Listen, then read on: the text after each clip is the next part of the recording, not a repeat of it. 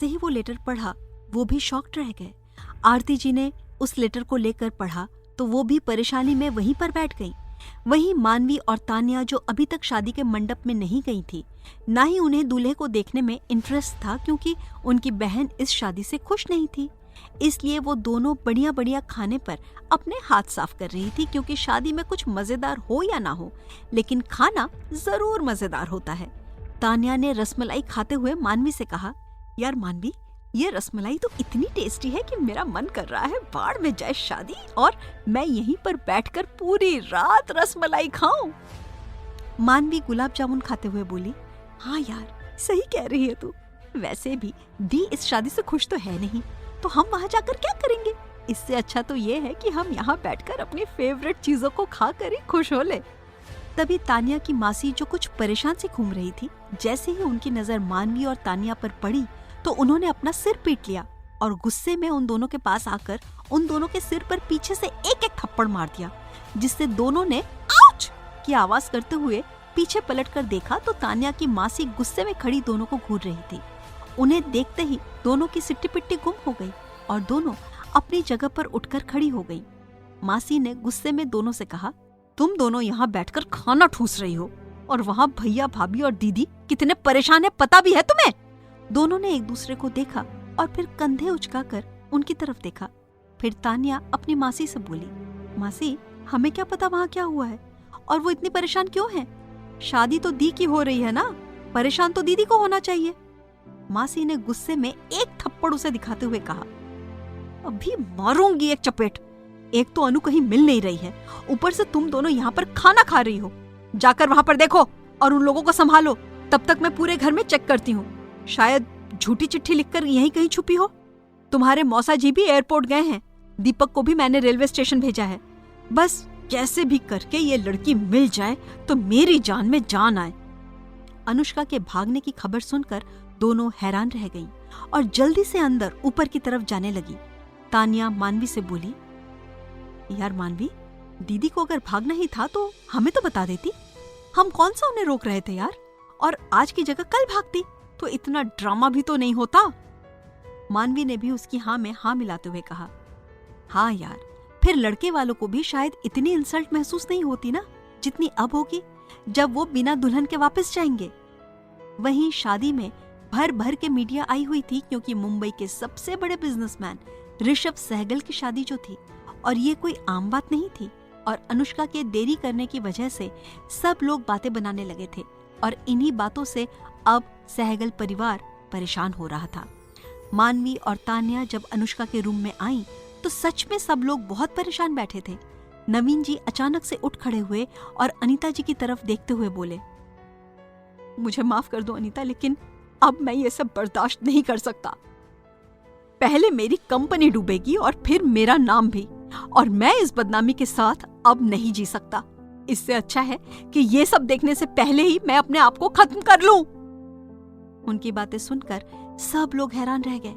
तभी नवीन जी की बुआ जी वहां आई और नवीन जी से बोली, देख नवीन, तेरी बेटी ने जो किया सो किया, लेकिन अब हमें ही कुछ ना कुछ रास्ता ढूंढना होगा जिससे दोनों परिवारों की इज्जत और नाम पर कोई दाग ना लगे।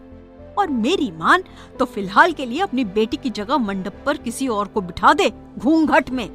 तब तक अपनी बेटी को ढूंढ और जैसे ही तेरी बेटी मिल जाए तो उसे लड़के वालों के साथ विदा कर देना।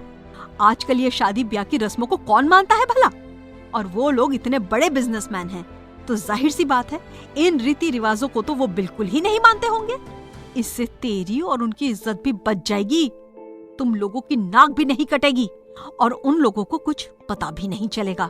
समझ रहा है तू? उनकी बात पर सब लोग हैरान रह गए।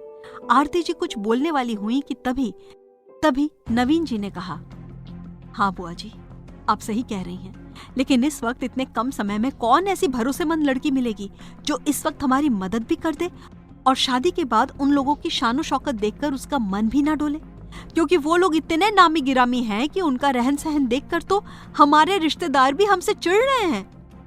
सब लोग फिर से परेशानी में कुछ न कुछ सोचने लगे, लेकिन वहीं पर नवीन जी की बुआ जी की नजर मानवी पर ही टिकी हुई थी।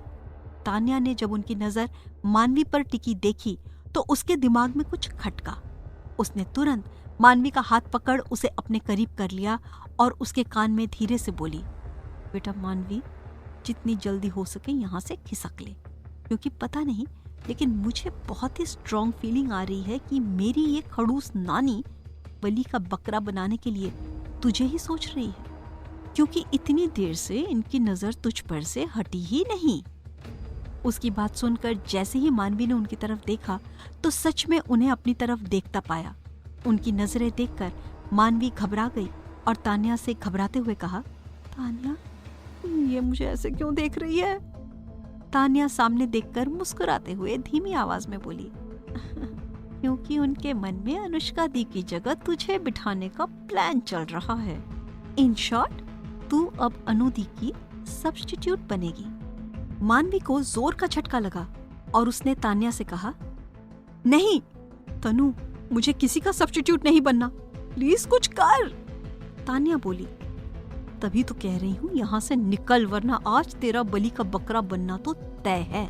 उसकी बात सुनकर मानवी धीरे धीरे उस कमरे से निकलने लगी और तान्या भी चुपचाप उसके पीछे खिसकने लगी कि तभी नानी माँ की आवाज ने उनके कदम रोक दिए।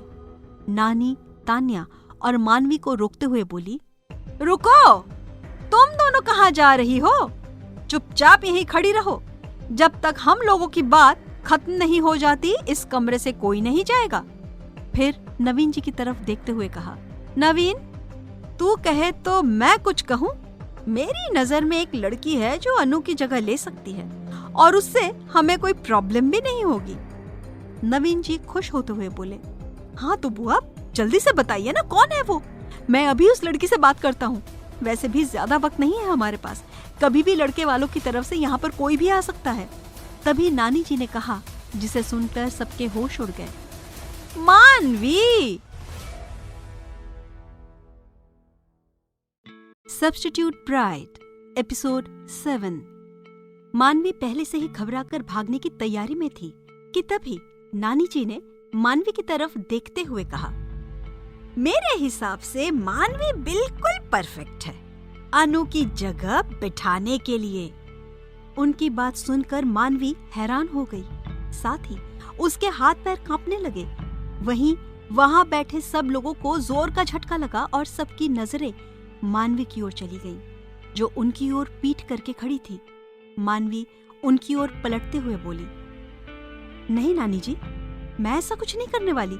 शादी कोई गुड्डे गुड़ियों का खेल नहीं है जो एक की जगह दूसरे को बिठा दिया। मैं ऐसा नहीं कर सकती, मैं यहाँ से बस जा रही हूँ, बस। इतना कहकर वो जाने लगी कि नानी ने आकर उसका हाथ पकड़कर उसे रोक लिया।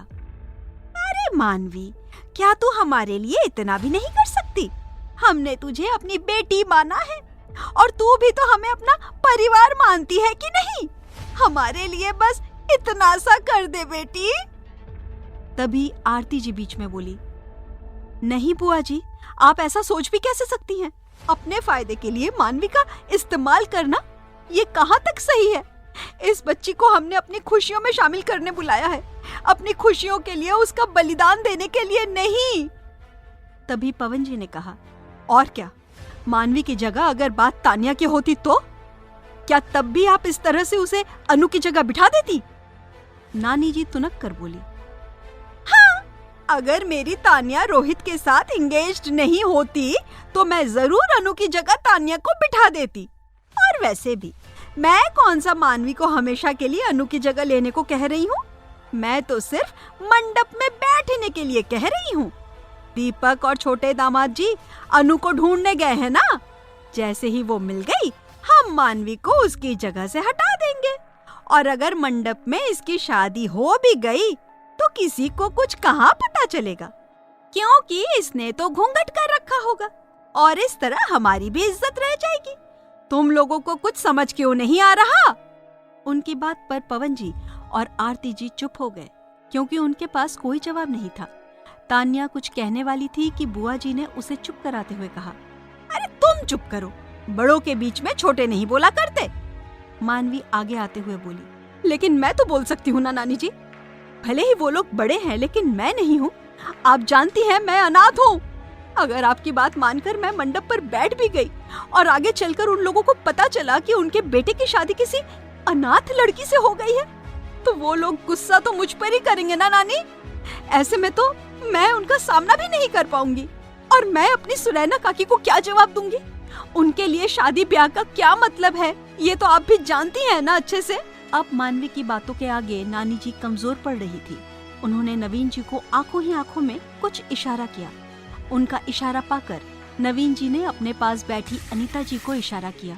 उनका इशारा पाकर दोनों उठकर मानवी के पास आए और मानवी के आगे हाथ जोड़ते हुए बोले, प्लीज मानवी बेटा, बुआ जी की बात मान लो। इस वक्त तुमसे ज्यादा भरोसेमंद लड़की हमारी नजर में कोई नहीं है। मैंने तुम्हें अपनी बेटी माना है, तो क्या अपने पिता समान अंकल की इज्जत को ऐसे ही नीलाम होने दोगी तुम? मेरी अपनी बेटी ने तो मुझे कहीं मुंह दिखाने लायक नहीं छोड़ा। इसीलिए मैं हाथ जोड़कर तुमसे विनती करता हूँ, प्लीज इस शादी के लिए तैयार हो जाओ। अब मेरी इज्जत और मेरी कंपनी तुम्हारे हाथ में है बेटा, जिसे सिर्फ तुम ही बचा सकती हो मानवी। इतना कहकर उन्होंने अपनी पगड़ी उतारकर उसके कदमों में रख दी। अनीता जी ने भी मानवी के आगे हाथ जोड़ते हुए कहा, हाँ मानवी बेटा, प्लीज हमारी इज्जत बचा लो। वो लोग बहुत बड़े हैं, अगर उन लोगों की हमारी वजह से बेइज्जती हुई ना, तो वो लोग हमें भी नहीं छोड़ेंगे। नाम और इज्जत जाएगी तो जाएगी। वो लोग तेरे अंकल को जेल भी भिजवा देंगे, क्योंकि हमारी वजह से ही उनकी बहुत बेइज्जती होगी बेटा। इसलिए हमारी बात मान लो प्लीज। इतना कहकर उन्होंने मानवी के आगे अपना सिर झुका लिया। अब उनकी बात से मानवी कश्मकश में फंस गई थी। उसने पवन जी को देखा जो उसे ही देख रहे थे, फिर आरती जी को देखा जिनकी आंखों में भी आंसू भरे थे। इन दोनों को देखकर वो कमजोर पड़ने लगी, क्योंकि एक वक्त पर जब सुनैना काकी को हार्ट अटैक आया था, तब पवन जी और आरती जी ने ही मानवी को सपोर्ट किया था। काकी के इलाज के सारे पैसे पवन जी ने भरे थे। वहीं जब तक काकी हॉस्पिटल में थी, आरती जी ने ही उनकी गैर हाजिरी में पूरे अनाथ आश्रम को संभाला था। ऐसे में वो इनके परिवार का सिर कैसे झुकने दे सकती थी। उसने अपने आप को मजबूत किया और नवीन जी की तरफ देखते हुए बोली, ठीक है, मैं शादी के लिए तैयार हूँ अंकल, लेकिन अगर अनुति इस शादी के बाद भी नहीं मिलती तो मैं एक पल यहाँ नहीं रुकूंगी। शादी के बाद तुरंत ही मैं यहाँ से चली जाऊंगी और आपको मुझसे वादा करना होगा कि आप कभी भी इस शादी में मेरा नाम उन लोगों के सामने नहीं आने देंगे अंकल। बुआ जी, नवीन जी और अनीता जी तीनों एक दूसरे को देख मुस्कुरा दिए, क्योंकि उनका इमोशनल ब्लैकमेल गेम काम कर गया था। और नवीन जी ने मानवी से कहा, आई प्रॉमिस बेटा, मैं तुम्हारा नाम कभी सामने नहीं आने दूंगा कि मेरी बेटी की जगह तुम्हारी शादी ऋषभ से हुई थी। मानवी अपने दिल में अंदर से इतनी टूट चुकी थी कि उसने नवीन जी के द्वारा लिए गए नाम पर बिल्कुल ध्यान ही नहीं दिया, बस फीका सा मुस्कुरा दी। नीचे मंडप में बैठा ऋषभ परेशान हो रहा था। एक तो उसे शादी करनी ही नहीं थी, ऊपर से जिस लड़की की उससे शादी हो रही थी वो इतनी देर लगा रही थी कि जैसे कहीं की महारानी हो। इसी बात से ऋषभ को चिढ़ हो रही थी। अब तो मेहमानों ने भी बातें बनाना शुरू कर दिया था। मीडिया भी उन बातों में सिर्फ मिर्च मसाले लगाने का काम कर रही थी। शिवम और जानवी जी बहुत परेशान हो गए थे, इसीलिए उन्होंने अपनी बेटी दीपिका से कहा, दीपिका बेटा, देखो तो नवीन जी कहाँ हैं और तुम्हारी भाभी अभी तक आई क्यों नहीं? उसे इतनी देर क्यों लग रही है? कोई प्रॉब्लम है क्या? दीपिका बोली, जी पापा, मैं देख कर आती हूँ। वो ये कहकर जाने लगी कि तभी उसकी नजर सामने सीढ़ियों पर पड़ी, तो उसने खुश होते हुए शिवम जी से कहा, पापा देखिए भाभी आ गई।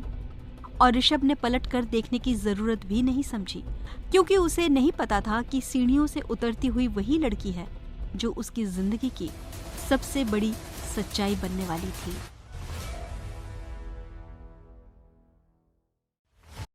दुल्हन के आते ही ऋषभ को छोड़कर सब लोग उस तरफ देखने लगे। Dark pink colour with golden work की लहंगे में फुल घूंघट किए हुए मानवी धीरे धीरे चलकर आ रही थी। झीने दुपट्टे की जगह हेवी दुपट्टा यूज किया गया था ताकि उसका चेहरा ना दिखे। फिर भी डार्क पिंक लहंगे में उसका गोरा दूध सा रंग रात की डिम लाइट में व्हाइट रोज की तरह चमक रहा था। ऊपर से उसका फिगर बिल्कुल परफेक्ट, किसी मॉडल की तरह। सब लोग उसका चेहरा देखने के लिए बेताब हो रहे थे। ऋषभ ने भी उसे एक नजर देखा तो देखता ही रह गया था। लेकिन फिर उसने अपने सिर को झटक दिया। वहीं घूंघट के अंदर मानवी के लगातार आंसू बह रहे थे, लेकिन किसी को उसकी कोई चिंता नहीं थी। आज उसे सुनैना जी की कई बात याद आ रही थी। जब पहली बार उसने तान्या से दोस्ती की थी तो सुनैना जी ने उससे एक ही बात कही थी, बेटा ज्यादा पैसे वालों से मेलजोल मत बढ़ाना, ये लोग बहुत मतलबी होते हैं। जब तक इनका फायदा होता है तब तक तुम्हारे साथ रहते हैं, जैसे ही इनका मतलब पूरा हो जाता है ये तुम्हें बीच मझधार में छोड़कर चलते बनेंगे। इसलिए इनसे जितना दूर रहोगी उतना ही अच्छा होगा। लेकिन पवन जी और आरती जी के व्यवहार ने सुनैना जी के विचारों को गलत ठहरा दिया था। आज मानवी को वही बातें सच लग रही थी। भले ही इन लोगों ने मानवी को कितना भी प्यार किया हो, लेकिन आज समय आने पर उससे 2 गुना ज्यादा वसूल कर रहे थे। इतना कि उससे किसी और को प्यार करने का हक ही छीन रहे थे। अनीता जी ने मानवी को ऋषभ के बगल में खड़ा कर दिया तो ऋषभ भी उठकर खड़ा हो गया। 2 लड़कियां उनके पास वरमाला लेकर आई तो अनीता जी ने एक वरमाला उठाकर मानवी को पकड़ा दिया और मानवी से बोली, अनु बेटा पहले तुम डालोगी, इसलिए अपने हाथ में रखो। इतना कहकर उसके हाथ में वरमाला थमा दी। वहीं ऋषभ ने भी अपनी वरमाला उठा ली। मानवी जैसे ही वरमाला डालने गई तो डाल ही नहीं पाई, क्योंकि ऋषभ उससे काफी लंबा था। वहीं ऋषभ जानबूझकर और तनकर खड़ा हो गया था, क्योंकि मानवी की वजह से उसे बहुत इंतजार जो करना पड़ा था, और ऋषभ बदला लिए बिना रह जाए ऐसा तो हो नहीं सकता। शिवम जी ने आगे आकर ऋषभ को डांटते हुए धीरे से कहा, क्या रहा है नालायक, क्यों बेचारी को परेशान कर रहा है? चुपचाप माला डलवाकर शादी कर ले, वरना पूरी प्रॉपर्टी ट्रस्ट में जाने के लिए तैयार है। उनकी बात सुनकर ऋषभ ने उन्हें गुस्से में घूरा, फिर चुपचाप से थोड़ा नीचे झुक गया तो मानवी ने उसके गले में माला डाल दी। इसी तरह ऋषभ ने उसे माला पहना दी और दोनों हवन कुंड के आगे बैठ गए। पंडित जी मंत्र पढ़ने लगे। दोनों ही शादी के पवित्र बंधन में बंध रहे थे, लेकिन यही शादी एक ऐसे तूफान की तरफ बढ़ रही थी जिसमें बहुत कुछ तबाह होने वाला था। जहां एक तरफ ऋषभ किसी और से प्यार करता था, वहीं दूसरी तरफ मानवी किसी और की जगह लेकर बैठी हुई थी। धीरे धीरे पंडित जी ने सारी विधियां पूरी करनी शुरू कर दी और मानवी और ऋषभ को फेरे लेने के लिए कहा। ऋषभ उठकर खड़ा हो गया, लेकिन मानवी खोई हुई सी वहीं बैठी थी। तभी अनीता जी फीकी हंसी हंसते हुए मानवी के पास आई और उसे उठाकर खड़ा करते हुए बोली, अब फेरे की रस्में पूरी करनी है बेटा। पहले ऋषभ आगे चलने लगा और उसके पीछे मानवी। जैसे ही 4 फेरे पूरे हुए तो पंडित जी ने मानवी को आगे आने को कहा। मानवी जैसे ही आगे आने लगी तो उसका पैर लड़खड़ा गया, पर तभी ऋषभ ने उसके हाथों को पकड़कर उसे संभाल लिया और मानवी के कोमल हाथों का स्पर्श जैसे ही ऋषभ को अपने हाथों में महसूस हुआ, उसका दिल तेजी से धड़कने लगा और धड़कनें बेकाबू हो गई। इसी बीच ऋषभ की नजर मानवी के हाथ पर पड़ी तो उसकी कलाई के पास ओम लिखा हुआ था, साथ ही उसकी हथेली में तिल बना हुआ था। तभी अनीता जी ने आकर मानवी को ऋषभ से अलग करके मानवी को ऋषभ से आगे कर दिया तो ऋषभ भी चुपचाप उसके साथ फेरे लेने लगा। फेरों के बाद वो लोग बैठ गए तो पंडित जी ने मंगलसूत्र और सिंदूर ऋषभ के आगे कर दिया। मंगलसूत्र ऋषभ ने आराम से पहना दिया और सिंदूर के लिए जैसे ही पंडित जी ने मानवी को घूंघट उठाने को कहा तो मानवी के साथ साथ सभी लोग घबरा गए। अनीता जी आगे आकर बोली, अरे नहीं, घूंघट नहीं उठ सकता। उनकी बात सुनकर लड़के वाले सभी लोग हैरानी से उनकी तरफ देखने लगे तो अनीता जी ने हंसते हुए कहा, अरे वो हमारे घर की रस्म है ना कि अगर एक बार लड़की शादी के मंडप में घूंघट डालकर बैठ जाए तो फिर ये घूंघट तो ससुराल में ही खुलता है, उससे पहले मायके में खोलना ना हमारे में अशुभ मानते हैं। इस पर सब लोगों ने हामी भर दी। तभी अनीता जी ने आगे आकर मानवी के घूंघट को थोड़ा चौड़ा कर दिया तो ऋषभ ने उसके घूंघट में हाथ डालकर उसकी मांग भर दी। तभी मानवी की आंखों से आंसू निकलने लगे जो ऋषभ के हाथ पर गिर गए। ऋषभ ने जैसे ही हाथ निकालकर देखा तो उसके हाथ पर पानी की बूंदें ठहरी हुई थी। ऋषभ मन ही मन बोला, शादी तो मेरी मर्जी के खिलाफ हो रही है, रोना तो मुझे चाहिए, फिर ये क्यों रो रही है? क्या पता, इन लड़कियों का तो जब देखो रोना धोना लगा ही रहता है और इसे तो अब मैं छोड़ने वाला नहीं हूँ। मना किया था शादी ना करे, फिर भी ये लड़की मानी नहीं। इतना कहकर उसने अपना सिर झटक दिया। तभी पंडित जी ने घोषणा की, ये शादी संपन्न हुई, अब से आप दोनों पति पत्नी हुए, जाकर सभी बड़ों का आशीर्वाद ले लीजिए। और खुद उठकर डिनर के लिए चले गए। सभी रिश्तेदार भी खाने पर टूट पड़े। वहीं ऋषभ और मानवी सबका आशीर्वाद ले रहे थे।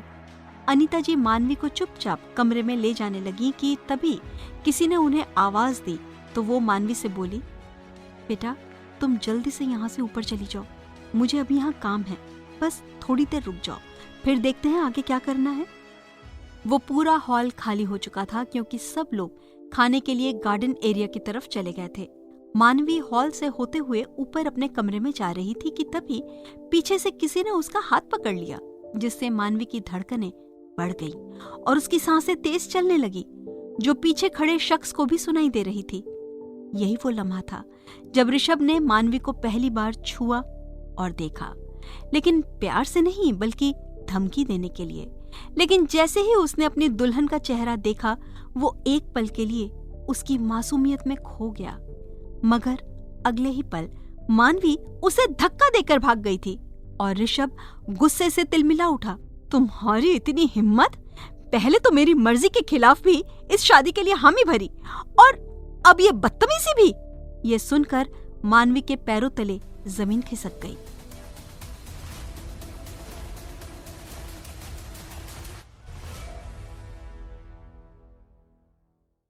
गुस्सा आ रहा था लेकिन उसने जबरदस्त। यही वो समय था जब ऋषभ ने मानवी का चेहरा देख लिया था। कुछ दिन बीत चुके थे। एक तरफ ऋषभ परेशान था और दूसरी तरफ मानवी। लेकिन तान्या के मामा ने आखिर अनुष्का को ढूंढ निकाला था और ऋषभ के साथ उसकी विदाई भी हो गई थी। उधर मानवी भी वापस अपने शहर चंडीगढ़ लौट गई थी और अपनी जिंदगी में बिजी हो गई थी। उधर मुंबई में वहीं ऋषभ अपने ऑफिस में बैठा काम कर रहा था। उसकी मीटिंग अभी हाल ही में खत्म हुई थी। तभी उसका असिस्टेंट पीयूष उसके पास आया। सर, निशा मैम नीचे आई हुई हैं और आपसे मिलने को कह रही थी, पर आप मीटिंग में थे इसलिए वो वेटिंग एरिया में आपका इंतजार करने लगी। आप कहें तो उन्हें भेज दो? ऋषभ ने कहा। ठीक है, उसे यहीं पर भेज दो और 2 कॉफी भी भेज देना प्लीज। असिस्टेंट बोला। Okay sir. ये कहकर वो वहां से चला गया। थोड़ी देर बाद ऋषभ के केबिन का दरवाजा खुला और एक लड़की अंदर आई। गोरा रंग, काली आंखें, शार्प फीचर्स, परफेक्ट फिगर, कंधे से नीचे ओपन हेयर्स, शॉर्ट ड्रेस पहने उसका फिगर बहुत हॉट लग रहा था। वो लड़की अंदर आई और आते ही ऋषभ को गले लगा लिया। ऋषभ ने भी उसे अपने गले लगा लिया, पर तभी उस लड़की ने ऋषभ को धक्का दिया और उससे दूरी बनाकर मुंह फुलाकर खड़ी हो गई। ऋषभ उसकी इस हरकत पर मुस्कुरा दिया। निशा ऋषभ पर गुस्सा करते हुए बोली, क्या हो गया है तुम्हें ऋषभ? तुम्हारी शादी के बाद से तुमने ना तो मुझसे बात की और ना ही मुझसे मिले हो। कहीं तुम्हें अपनी उस सो कॉल्ड बीवी से प्यार तो नहीं हो गया? निशा की बात सुनकर ऋषभ को मानवी का चेहरा याद आ गया। उसने गुस्से में निशा से कहा, प्लीज निशा, तुम बार बार उस शादी को बीच में क्यों लाती हो? वो सिर्फ मैंने पापा की मर्जी से की है और जल्दी ही उसे अपनी लाइफ से बाहर भी कर दूंगा। इसलिए मैंने अभी तक उस लड़की को अपनी वाइफ के तौर पर ना तो मीडिया के सामने इंट्रोड्यूस किया है और ना ही पब्लिक के सामने। इतना कहकर ऋषभ ने तीखी नजर से निशा को घूरा और उसे धमकाते हुए बोला, अपनी इस शक करने की आदत को ना छोड़ दो निशा, वरना हम दोनों का एक साथ रहना ना मुमकिन नहीं होगा। मैं अगर किसी का हाथ थाम सकता हूँ तो छोड़ भी तो सकता हूँ। उसकी बात सुनकर निशा घबरा गई कि कहीं ऋषभ उसे अपनी जिंदगी से ना निकाल दे। अगर ऋषभ ने उसका हाथ छोड़ा तो फिर मॉडलिंग की दुनिया भी उसका साथ छोड़ देगी। और कौन लड़की ऋषभ सहगल को अपनी लाइफ से निकालना चाहेगी भला, जो बिजनेस और इंडस्ट्री की दुनिया का बेताज बादशाह हो। सब सोचकर निशा जल्दी से ऋषभ के पास आई और ऋषभ के चेहरे को अपने हाथों में भरते हुए बोली, नहीं ऋषभ बेबी, मैं तुम पर शक नहीं कर रही हूँ, पर क्या करूँ, 1 महीने से ना तो हम मिले हैं और ना ही हमारी बात हुई है। ऐसे में मुझे गुस्सा तो आएगा ही ना। प्लीज मुझे माफ कर दो और प्लीज मुझसे अलग होने की बात ना करना भी मत। मैं तुमसे बहुत प्यार करती हूँ डार्लिंग, मैं तुम्हारे बिना ना मर जाऊंगी। इतना कहकर वो उसके गले लग गई। ऋषभ ने भी उसे अपनी बाहों में भर लिया। वहीं निशा उसके सीने से लगे हुए मुस्कुरा दी। थोड़ी देर में दोनों अलग हुए तो निशा उसके चेहरे को अपने हाथों में भरकर उसे किस करने के लिए अपने चेहरे को उसकी तरफ बढ़ाने लगी। लेकिन ऋषभ को एक अजीब सी बेचैनी ने घेर लिया, जो कि उसे निशा के करीब होने से नहीं हो रही थी, ना ही निशा की करीबी से उसका दिल धड़का था। निशा के होंठ उसके होंठों को छूने ही वाले थे कि ऋषभ ने एकदम से उसे अपने आप से दूर कर दिया। अब निशा हैरानी से उसे देख रही थी। ऋषभ ने उससे अपनी नजरें फेरते हुए कहा, प्लीज निशा, मैंने तुमसे पहले भी कहा था, शादी से पहले कुछ भी नहीं। हाँ प्लीज।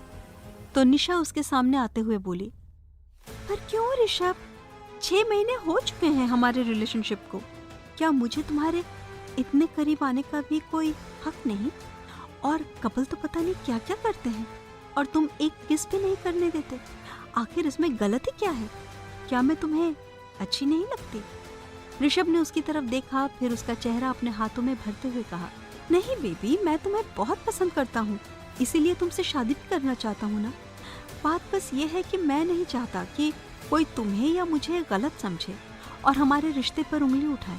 दुनिया की नजरों में मैं अब एक शादीशुदा मर्द हूँ। निशा कुछ कहने वाली हुई कि ऋषभ ने उसके होंठों पर अपनी उंगली रख दी और आगे बोला, जानता हूँ तुम क्या कहने वाली हो, लेकिन जब तक मैं पूरी दुनिया के सामने अनुष्का को डिवोर्स नहीं दे देता, तब तक मैं कभी किसी को ये नहीं पता चलने दूंगा कि हम दोनों रिलेशनशिप में हैं। पूरी दुनिया में ये नाम, ये रुतबा मेरे दादा ने बहुत मेहनत से कमाया है और इसे मैं किसी भी हालत में डूबने नहीं दूंगा, चाहे इसके लिए मुझे अपने प्यार या अपनी जिंदगी से समझौता क्यों न करना पड़े। उसकी बातें सुनकर निशा को गुस्सा आ रहा था, लेकिन उसने जबरदस्ती अपने आप को शांत करके मुस्कुराते हुए कहा, और मैं इस फैसले में तुम्हारा साथ दूंगी ऋषभ। जैसा तुम चाहते हो ना बेबी, वैसा ही होगा।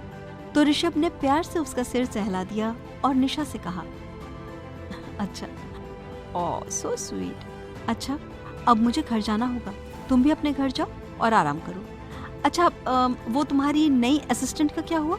2 दिन बाद शूटिंग शुरू होने वाली है। निशा ने कहा, अरे हाँ, वो कल यहाँ पहुँच रही है, परसों से आ जाएगी, तुम उसकी चिंता मत करो। ऋषभ बोला, ओके, परसों टाइम से शूटिंग पर आ जाना और ड्रेस और ज्वेलरी भी देख लेना, ठीक है? निशा ने कहा, लेकिन अभी मुझे शॉपिंग में जाना है, मेरे साथ चलो ना। पहले ऋषभ ने उसे बहुत मना किया, लेकिन पता नहीं क्यों उसका मन बार बार यही कह रहा था कि उसे मॉल जाना चाहिए, तो इसलिए लास्ट में वो निशा की बात मानकर मॉल के लिए निकल गया। ऋषभ मॉल पहुंचा और निशा के साथ ड्रेस देखने लगा, लेकिन उसका ध्यान ड्रेस पर कम और मॉल पर ज्यादा था, जिससे निशा चिढ़ गई और वो ऋषभ से बोली, प्लीज ऋषभ, मेरे लिए ड्रेस चूज करो ना। ऋषभ को लड़कियों की शॉपिंग में कोई इंटरेस्ट नहीं था, वो तो निशा का मन था, वो इसीलिए यहाँ आ गया था। तभी उसका ध्यान एक डमी पर गया जिसने off shoulder 1 piece red colour की हॉट ड्रेस पहनी हुई थी। उसने निशा से कहा, निशा, तुम ना उस ड्रेस को ट्राई करो, तुम पर बहुत अच्छी लगेगी। निशा ने सेल्स गर्ल से उस ड्रेस को अपने लिए मंगा लिया और ट्रायल रूम में ट्राई करने चली गई। उसके जाने के बाद ऋषभ ने गहरी सांस ली और वहां से उठकर बाहर रेलिंग से हाथ टिकाकर इधर उधर देखने लगा, लेकिन तभी उसका ध्यान अपने सामने दूसरी साइड लगे मिरर पर गया, जिसमें उसे एक ऐसा जाना पहचाना चेहरा दिखा जिसे देखते ही उसके पैरों तले जमीन निकल गई।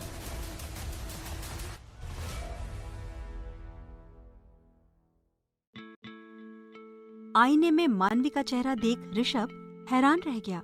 ये वही लड़की थी जो 1 महीने पहले उससे शादी कर उसे छोड़कर चली गई थी, सिर्फ थोड़े से पैसों के लिए।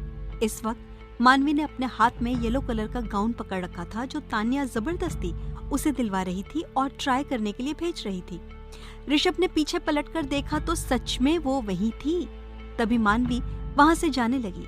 ऋषभ ने उसे जाते देख जल्दी से उसका पीछा करना शुरू कर दिया। तभी अचानक वो सामने आ रहे आदमी से टकरा गया। वो आदमी सॉरी कहकर आगे बढ़ गया। इतने में ऋषभ ने आगे देखा तो मानवी उसकी आंखों से ओझल हो गई थी। ऋषभ को खुद पर ही बहुत गुस्सा आया कि क्यों वो आगे देखकर नहीं चल रहा था। उसने मानवी को इधर उधर देखना शुरू किया तो मानवी आगे चलकर एक ट्रायल रूम में घुस गई। तभी ऋषभ के पास निशा का फोन आने लगा। उसने कॉल रिसीव किया तो उधर से निशा गुस्से में बोली, अरे कहाँ हो ऋषभ, मैं तुम्हारे लिए ड्रेस चेंज करके आई और तुम यहाँ से गायब हो। तुम ऐसा कैसे कर सकते हो मेरे साथ? तुम्हें मेरी कोई चिंता है या नहीं है? ऋषभ ने निशा से कहा, एक्चुअली निशा, मुझे एक बहुत जरूरी मीटिंग की वजह से वहां से निकलना पड़ा। I am sorry. तुम्हें अगर वो ड्रेस पसंद आई हो तो तुम उसे ले लेना। अभी मैं रखता हूँ, बहुत बिजी हूँ। इतना कहकर उसने बिना निशा की बात सुने कॉल कट कर दिया। वहीं निशा पैर पटकती हुई रह गई और अपने मन में बोली, कुछ कर निशा, कुछ कर। ऋषभ तेरे हाथ से निकला जा रहा है। एक तो ये तुझे अपने करीब नहीं आने देता, ऊपर से आजकल तेरे साथ ज्यादा समय भी नहीं बिता रहा। ऐसे तो तेरा सारा बना बनाया प्लान फेल हो जाएगा। वहीं ऋषभ चारों ओर मानवी को ढूंढ रहा था। वो मानवी को ढूंढते हुए ट्रायल रूम की तरफ पहुंच गया था, लेकिन कई सारे ट्रायल रूम होने की वजह से उसे नहीं पता था कि मानवी कौन से वाले ट्रायल रूम में है। इस वक्त वो उसी ट्रायल रूम के सामने खड़ा था जिसमें मानवी थी। तभी वहां पर तान्या आई। उसने बाहर से दरवाजा नॉक करके मानवी से कहा, मानवी, और कितनी देर लगेगी? चल ना, बहुत भूख भी लग रही है, अब तो बाहर आ जा। अंदर ट्रायल रूम में मानवी गाउन बदल चुकी थी। गाउन उसे थोड़ा लूज लग रहा था, इसलिए वो चिढ़ते हुए तान्या से बोली, यार सच में भूख लग रही है और मुझे ये गाउन नहीं लेना, पसंद भी नहीं है, ऊपर से बहुत लूज है। समझ नहीं आता तू इतना जिद क्यों कर रही है? तान्या ने हंसते हुए हार मान ली। अच्छा बाबा, ठीक है, कोई बात नहीं, अगर नहीं लेना तो मत ले, हम फिर कभी कुछ और देख लेंगे, अब बाहर तो आ जा। ठीक है, मैं चेंज करके आती हूँ, कहकर मानवी अंदर चली गई। थोड़ी देर बाद तान्या वहां से बाहर निकल गई। उसी वक्त ऋषभ वहीं खड़ा था और उनकी बातें सुन रहा था, लेकिन उसने तान्या को देखा नहीं था। उसे ये भी नहीं पता था कि मानवी उसी के साथ है। वो आगे बढ़कर इधर उधर देखने लगा। तभी मानवी ट्रायल रूम से निकलकर उसके पीछे से बाहर चली गई। ऋषभ की पीठ उसकी तरफ थी, इसलिए वो उसे देख नहीं पाया। झुंझलाकर ऋषभ ने खुद से कहा, शिट, कहाँ चली गई ये लड़की? कब से ढूंढ रहा हूँ, मिल जाए एक बार तो छोड़ूंगा नहीं।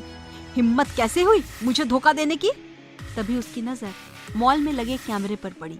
उसके होठों पर एक हल्की सी डेविल स्माइल आई और वो सीधे कंट्रोल रूम की तरफ बढ़ गया। उसे देखते ही स्टाफ खड़ा हो गया।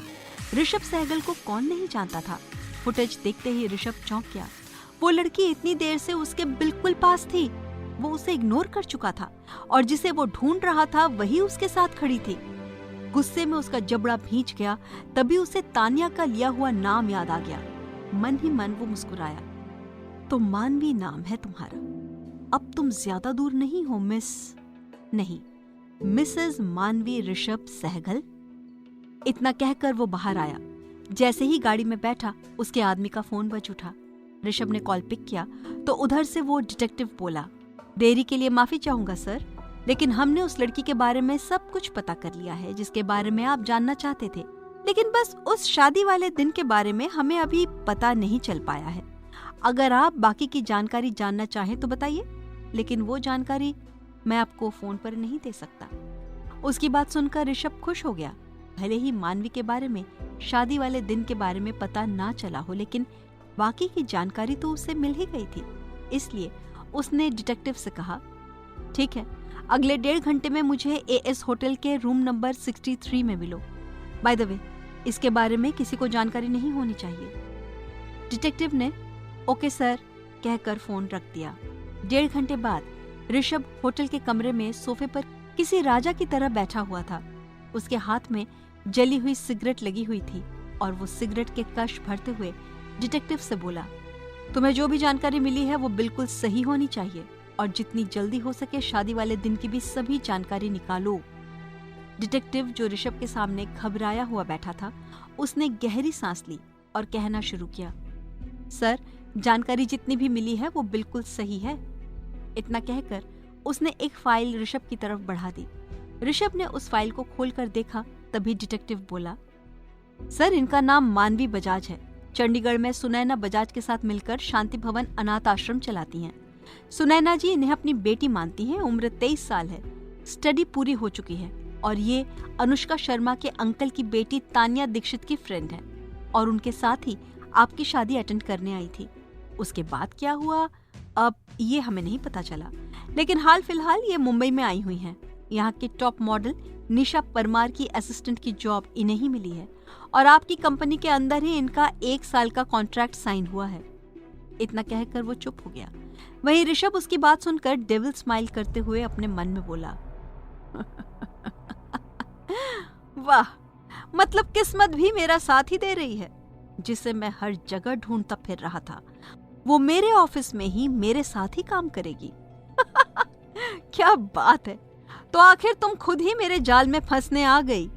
तुमने मुझे धोखा दिया, अब मैं तुमसे उसके गिन गिन कर बदले लूंगा, साथ ही उस अनुष्का को उसकी औकात दिखाऊंगा। क्या कहा था उसने कि तुम उसे ऐसे ही मिली थी? उसका एक झूठ तो पकड़ा गया। अब देखते हैं उसने मुझसे और क्या क्या छुपाया है। मानवी के बारे में सब कुछ जानने के बाद ऋषभ ने फिर उस डिटेक्टिव से कहा, जितनी जल्दी हो सके शादी वाले दिन की सारी इंफॉर्मेशन भी निकालो। जिसको जितने पैसे खिलाने पड़े खिलाओ, मेरा नाम भी यूज कर सकते हो। रिजॉर्ट के मालिक से बात करो, लेकिन उस दिन की सारी इंफॉर्मेशन मुझे जल्द से जल्द चाहिए। वो डिटेक्टिव ओके सर कहकर चला गया। डिटेक्टिव चला गया, लेकिन ऋषभ के दिमाग से मानवी का ख्याल नहीं निकल रहा था। एक ओर तो मानवी का मासूम चेहरा उसकी आंखों के आगे घूम रहा था, और दूसरी ओर मानवी का धोखा उसके दिल में कांच की तरह चुभ रहा था। अचानक ऋषभ ने अपना फोन सामने लगे कांच पर फेंक कर मारा और जोर से चिल्लाकर बोला, तुमने गलती कर दी, बहुत बड़ी गलती, और उस गलती की ऐसी सजा दूंगा कि दुनिया याद रखेगी। मिसेस सहगल, तुम जल्द ही मेरे सामने होगी और तुम्हारी जिंदगी मेरे हाथों में। Welcome to hell Mrs Sehgal, welcome to hell. जहां ऋषभ सहगल अपने बदले की आग में मानवी को अपनी गिरफ्त में देखना चाहता था, वहीं मानवी इन सब से अनजान अपनी जिंदगी के सबसे बड़े नरक की तरफ बढ़ रही थी।